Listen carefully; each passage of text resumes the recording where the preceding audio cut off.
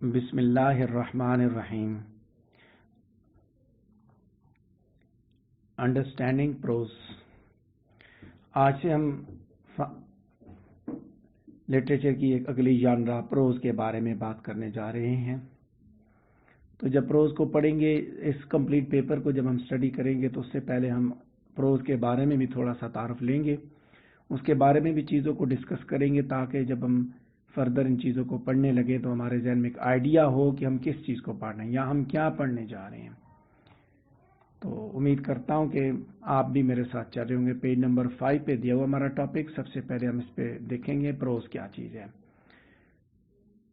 Pros language کی ایک ایسی فارم ہے، ٹھیک ہے، جس کا کوئی بھی فارمل یا میٹریکل سٹرکچر نہیں ہوتا اور یہ نیچرل فلو آف سپیچ پہ اپلائی ہوتی ہے اور اس کے اندر آرڈینری گرامیٹیکل سٹرکچر استعمال کیا جاتا ہے.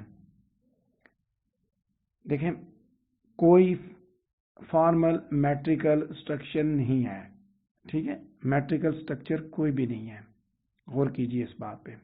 میٹر کوئی نہیں ہے. پوئٹری کے اندر میٹر ہوتا ہے، ایک ردم ہوتا ہے، پوئٹری کے اندر ردمیکل سٹرکچرز ہوتی ہیں، لیکن پروز کے اندر نیچرل فلو آف سپیچ ہے اور آرڈینری گرامیٹیکل سٹرکچر آپ کو دیکھنے کو ملے گا. میں پیج نمبر 5 کے فرسٹ پیراگراف کو ایلیبریٹ کروں. نثر جس کو ہم بولتے ہیں، نثر پروز کو ڈیفائن کیا جاتا ہے نثر کے حساب سے کہ پروز اور نثر ایک ہی چیز ہے. سو سیکنڈ پیراگراف پہ بات کریں گے کہ ایوری ڈے جو اسپیچ ہے وہ نارملی پروز میں ہوتی ہے اور زیادہ تر لوگ سوچتے اور لکھتے پروز فارم میں ہی ہیں. ٹھیک ہے. پروز گرامیٹیکل سینٹنسز سے بھری ہوتی ہے اور اس کے اندر پیراگرافز موجود ہوتے ہیں اور ایستھیٹک اپیل پرووائڈ کرتی ہے. ایستھیٹک اپیل، ٹھیک ہے، in favour of clear, aesthetic appeal in favour of clear state forward language.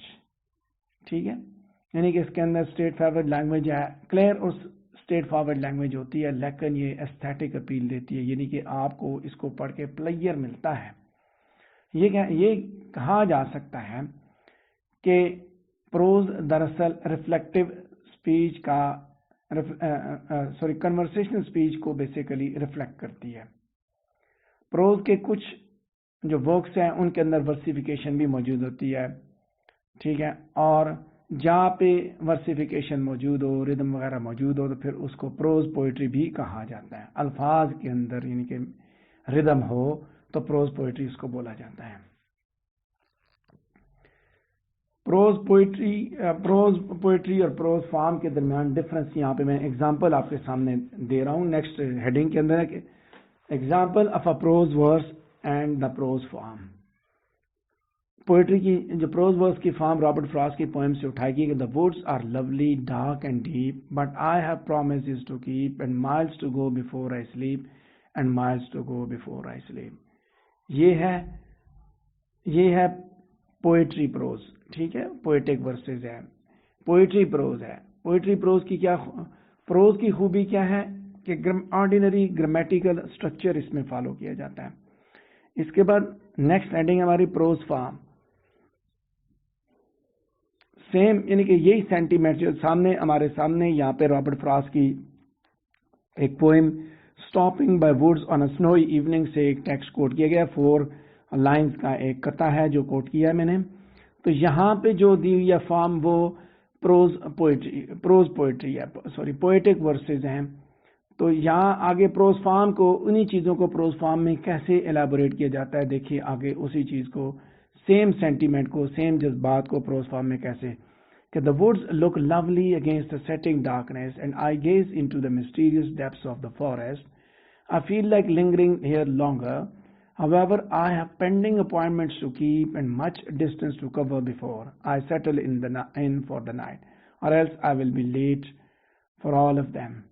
So دوسرا جو پیراگراف ہے، یہ وہی میسج کنوے کر رہا ہے جو اوپر رابرٹ فراسٹ کی اس پوئم میں دیا ہوا ہے. اور لیکن یہ جو پیسج ہے یہ ایک آرڈینری لینگویج میں لکھا گیا ہے اور اس کے اندر کوئی بھی میٹریکل سٹرکچر نہیں ہے, میٹر نہیں ہے اس کے اندر. دیکھیں اوپر میں نے پوئٹری ورس آپ کے سامنے پیش کی, پوئٹری کی ورسز پیش کی. The words are lovely dark and deep, I have promises to keep and miles to go before I slip.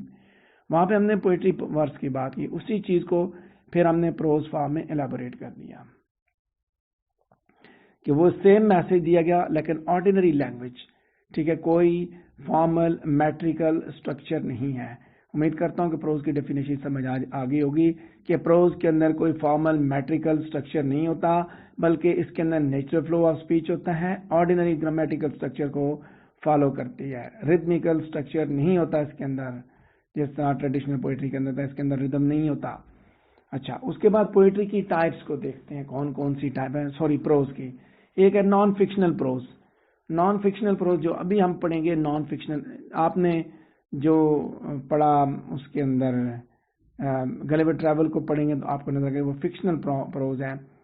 ٹھیک ہے, ناول جب آپ پڑھیں گے وہ فکشنل پروز ہوگی. نان فکشنل پروز وہ لٹریری ورک ہوتا ہے جو کہ فیکٹ کے اوپر بیس کرتا ہے, اور اس کے اندر بعض دفعہ فکشنل ایلیمنٹس بھی ہوتے ہیں.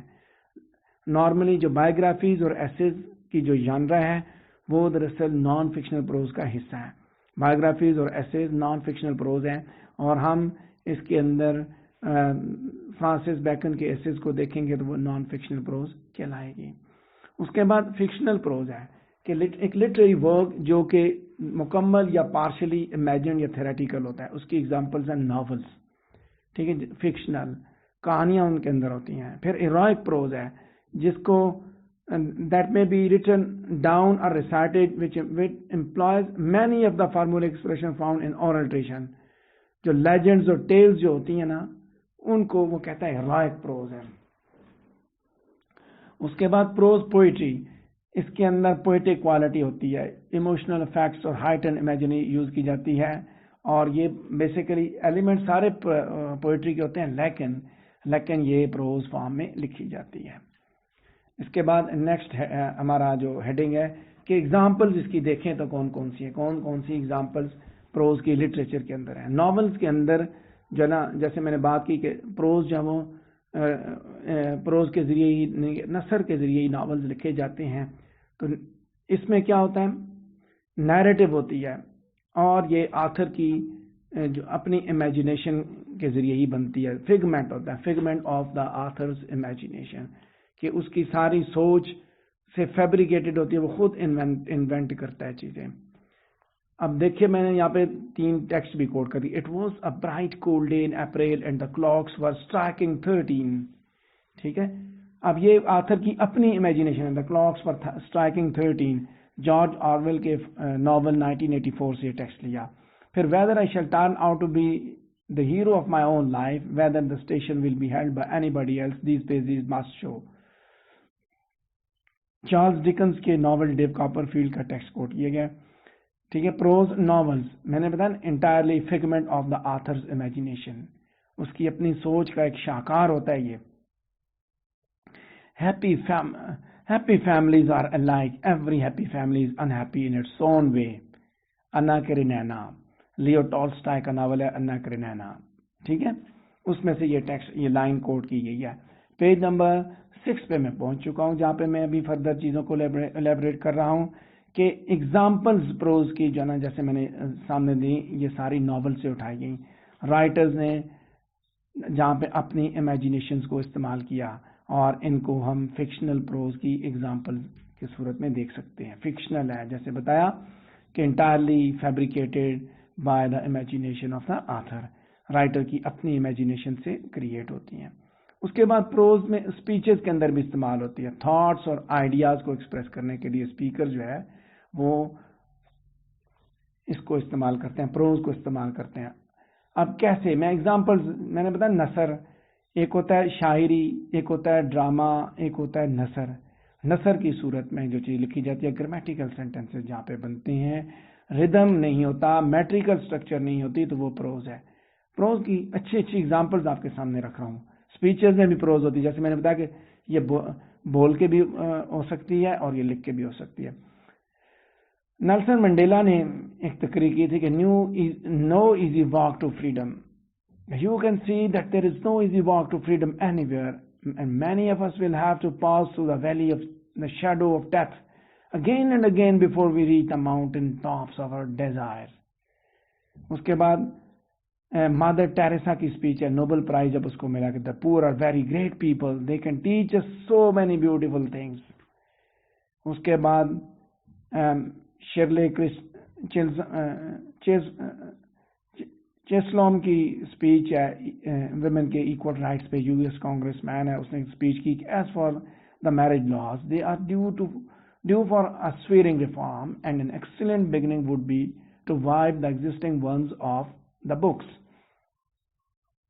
चूंकि हमने आगे प्रोज को पढ़ना है इसलिए मैंने पहले जानरा को एक्सप्लेन करना ज़रूरी समझा. मैंने इसलिए चीज़ें ऐड की ताकि आपके जहन में हो कि हम जो कुछ पढ़ रहे हैं वो क्या है.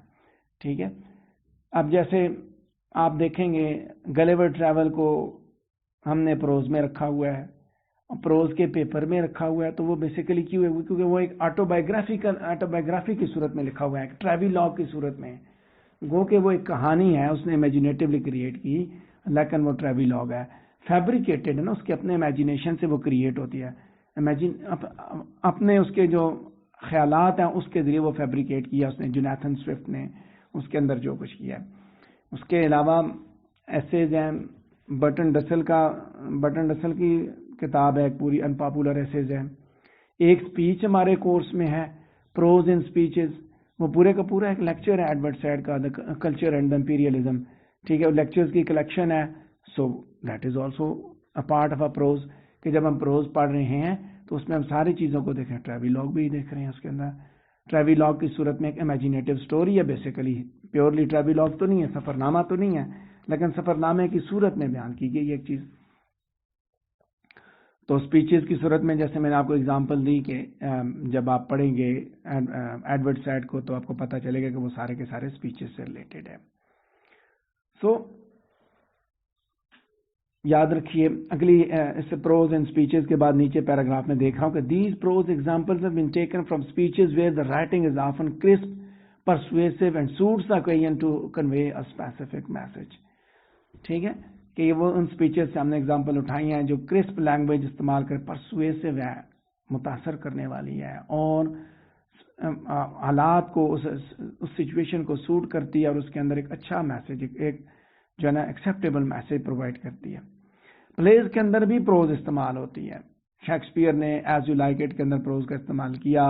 उसके अलावा टेनीज विलियम्स ने a cat on hold in cat on a hot tin roof के अंदर इस्तेमाल किया. ठीक है, you can be young without money but you can't be old without it. All the world's stage and all the main and women are merely pledge. Pledge के अंदर जो pros होती है वो कन्वर्सेशनल होती है, कन्वर्सेशनल मोड में होती है, कैरेक्टर डिलीवर करता है, लेकिन स्टाइल जो है ना उसी तरह रहता है through out the play according to the personality of the character. अब आखिरी बात जो करेंगे हम वो है प्रोज के फंक्शन की. प्रोज का फंक्शन क्या होता है, मकसद क्या होता है. अब चूंकि इसके ऊपर बड़ी क्रिटिकल डिबेट्स होती रही कि करेक्ट और वैलिड जो कंस्ट्रक्शन है प्रोज की वो क्या है और उसकी रीजन क्या है, क्यों इसको अडॉप्ट किया गया. मैंने बताया डिफाइंड स्ट्रक्चर है. राइटर्स इसके जरिए अपने आइडियाज और थॉट्स को एक्सप्रेस करने में कंफर्टेबल महसूस करते हैं, उनको आसानी लगती है.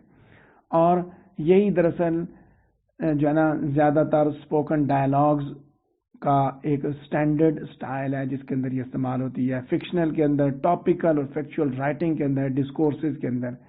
ठीक है, पोइट्री के अलावा सारे का सारा इसी में प्रोड्यूस किया जाता है. It is also the common language use in newspaper के अंदर प्रोज इस्तेमाल होती है, मैगजीन्स के अंदर, लिटरेचर के अंदर, साइक्लोपीडिया के अंदर, broadcasting, philosophy, law, history, sciences और बाकी सारी फॉर्म ऑफ कम्युनिकेशन के अंदर प्रोज ही इस्तेमाल होती है. ये तो थी जानरा की बात. जैसे मैंने बात की, अदीब चूंकि जिंदगी को देखता है और वो अपने हिसाब से अपनी निगाह से देखता है, उसके अंदर उसके अपने तजुर्बात भी होते हैं और इमेजिनेटिवली फैब्रिकेटेड मटेरियल भी होता है. दोनों चीजें होती हैं. कुछ ऐसी बातें होती हैं वो अपने हालात को देख के, वहां से देख के वो बयान कर रहा था, उनसे इंस्पायर होके जो चीजें उसको मिलती हैं वो उसके हिसाब से उसके तजुर्बात का एक मंबा होता है. اور کچھ ایسی باتیں ہوتی ہیں جن کا تعلق اس کے تجربات سے نہیں ہوتا بلکہ وہ امیجنیٹیولی کریٹ کرتا ہے، لیکن اس کے پیچھے بھی کوئی نہ کوئی وجہ ضرور ہوتی ہے کہ وہ کیوں اس طرح بات کر رہے ہیں. جیسے میں نے بات کی کہ چونکہ ادیب کا کام ہے زندگی کو ڈپکٹ کرنا اور وہ زندگی کے اندر رنگ بھرتا ہے، تو پروز کے اندر بھی ادیب زندگی کے اندر رنگ بھرتا ہے اور اس کا طریقہ کار مختلف ہوتا ہے. اب 4 رائٹرز ہم پڑھیں گے انشاءاللہ، اور چاروں رائٹرز کے اندر آپ کو مختلف طریقے سے پروز کو پڑھنے کو ملے گی.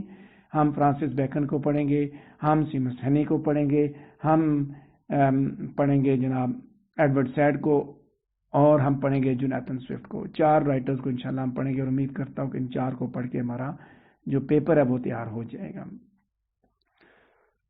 تو یہ تھا ہمارا ایک چھوٹا سا تعارف پروز کے بارے میں. اگر اس سے ریلیٹڈ آپ کے ذہن میں کوئی سوال ہے تو آپ مجھ سے پوچھ سکتے ہیں.